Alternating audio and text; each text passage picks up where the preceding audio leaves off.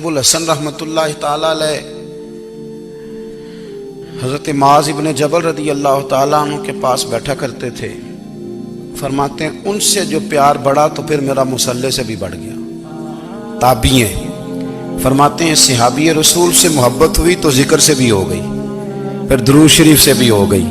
محبت ان سے بڑھی تو پھر اللہ نے مسجد کا پیار بھی بڑھا دیا۔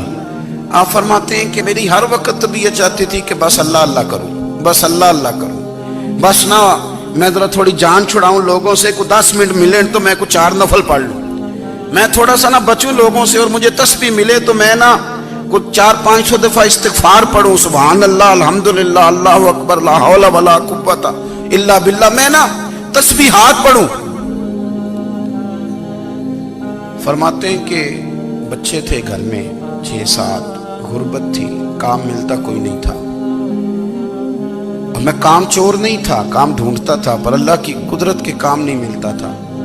فرماتے ہیں کہ میں نے ایک دن اپنی اہلیہ سے کہا کہ آج میں پھر جاتا ہوں کام ڈھونڈنے، تو میری بیوی بڑی فرما بردار تھی، پر اس دن نہ غربت کے ہاتھوں تنگ آ کے کہنے لگی آج نانا کوئی تو چیز لے کے آیا، تو مجھ سے بچوں کی بھوک نہیں دیکھی جاتی، یہ سب روگاں دا روگ محمد جس دا نام غریبی، کنڈ بلا کے لنگ جاندے نہیں دوست یار قریبی، آج نہ کچھ لے کے آیا تو میں بچے لے کے میکے چلی جاؤں گی۔ شیخ فرماتے ہیں کہ میں بڑا پریشان گھر سے نکلا، پر میں نے صبح سے لے کے زور تک کام ڈھونڈا، کام ملا کوئی نہیں، تو میرے دل میں خیال آیا چلو کام نہیں ملتا تو اللہ اللہ تو کرے نا، چلو بندوں کی مزدوری نہیں ملتی تو رب کریم کی عبادت ہی کرتے ہیں۔ فرماتے ہیں کہ میں نے نا فرات کے پانی سے وضو کیا، نہر کے، شدید دھوپ تھی، ساتھ ریت تھی اور ریت تپ رہی تھی، میں نے اپنا رومال وہیں مصلی کے طور پر بچھا لیا، اور فرماتے ہیں کہ زور سے لے کر عصر تک نماز پڑھی، دھوپ بھی پورے زور پہ، پر میرے سجدے کا ذوق بھی پورے زور پہ۔ فرماتے ہیں سورج بھی چمک رہا ہے اور رب کی عبادت کا ذوق بھی پورے زور پہ، میں سجدہ کروں تو پھر میرا اٹھانے کو جی نہ چاہے۔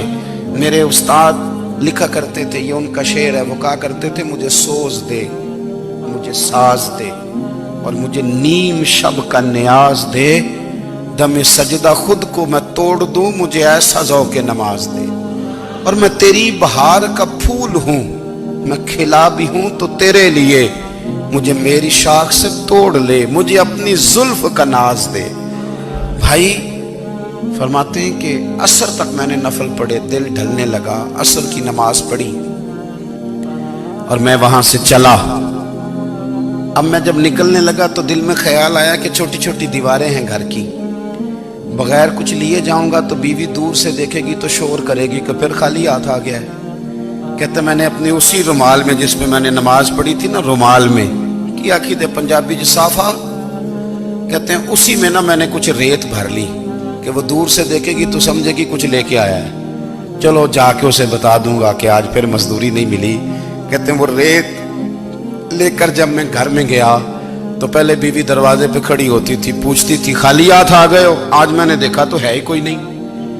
فرماتے ہیں میں اندر داخل ہوا، سلام لیے، کونے میں میں نے وہ رومال رکھ دیا اور میں نے آواز دی کہ بھلی مانس کہاں ہو؟ تو وہ کہنے لگی آپ منہ ہاتھ دھو لیں، میں روٹی لے کے آئی۔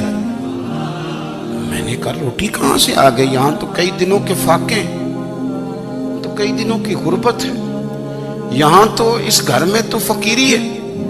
فرماتے ہیں کہ وہ روٹی لے کے آئی اور اس وقت کی جو موجودہ نعمتیں تھیں، سمجھ لیں سلاد، اچار، ہر چیز ساتھ لائی۔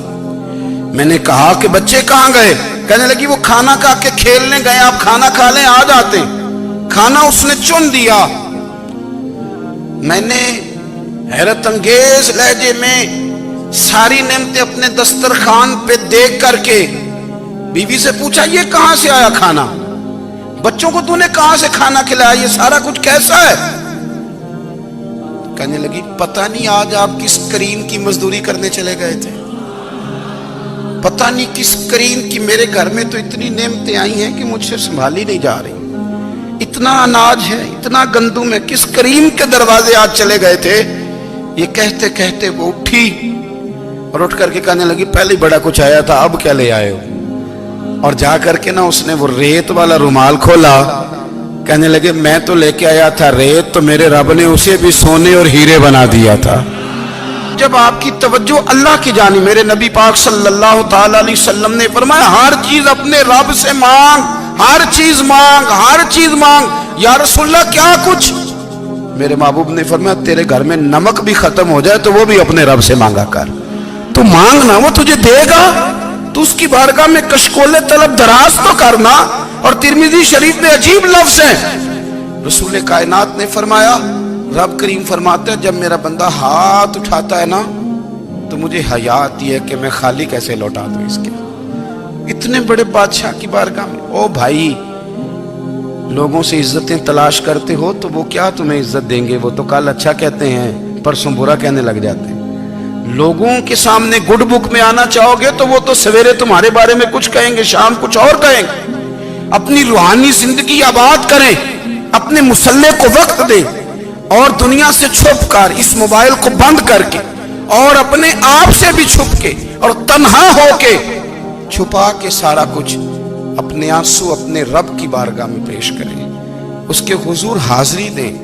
سنو نا ترمذی کی حدیث، اور اسے یاد رکھنا، نبی پاک علیہ السلام نے فرمایا اپنے دکھ لوگوں کے سامنے نہ بیان کرنا، سیٹھوں نوابوں کو نہ بتاتے پھرنا، دنیا داروں کے سامنے جا کے نہ رونا کہ میں تکلیف میں ہوں۔ فرمایا اگر دنیا داروں کو دکھ بتاؤ گے رب تمہیں کبھی غنی نہیں کرے گا، اور لوگ ہیں کہ الٹا مذاق اڑائیں گے۔ آپ کی جس سے بڑی پکی یاری ہے نا، پکی، وہ تب تک پکی ہے جب تک آپ نے 50,000 مانگا نہیں، اور جس وقت آپ نے کہہ دیا کہ میں مجبور ہوں میری مدد کر تو پھر ختم ہو گئی دوستی۔ لوگوں کی تعلقات آپ کے ساتھ تب تک ہیں جب تک آپ ان سے کوئی ضرورت وابستہ نہیں کرتے۔ کریم محبوب فرمانے لگے بندوں کے سامنے دکھ نہ بیان کرنا، اللہ تجھے کبھی غنی نہیں کرے گا۔